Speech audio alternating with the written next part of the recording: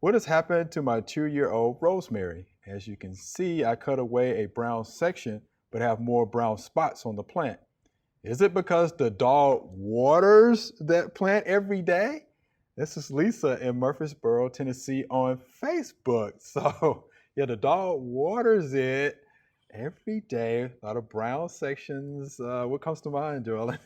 Well, yeah, I mean, that can be attributing because think of it, the salt in that, and as hot as it's been this summer, would make me think that it's too high a salt content for the tree to be able to, the rosemary to keep staying green because it's just too salty.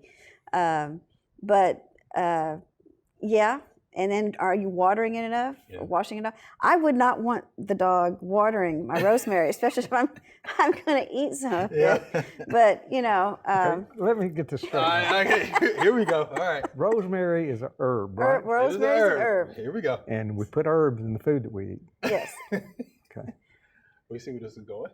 Yeah, I'm just wondering if the rosemary tastes different or if the flavor is affected. I'd be more worried about that than... I wouldn't put the leaves with the brown spots on it. I wouldn't put that in my food, I don't think. Yeah, I mean, either move the plants, so that it's not a favorite place for the dog, or fashion a fence or something around it. Put it high enough the dog can't reach it. Yeah, there you go. There you go. Yeah, that's a better suggestion. That's a good suggestion. Electric fence, maybe? No, I don't think you need to go that's trouble. Electricity, good thing.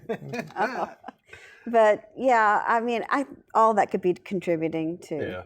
Yeah. It's just a bunch of things. And if she's continually rinsing it off and watering it, it could be a little bit of rot going on too because it's too wet. So moving it to a potted plant somewhere where it might fix a lot of these different problems. All right. We hope you loved the video. We would love for you to ask more questions. Be sure to leave those questions in your comments.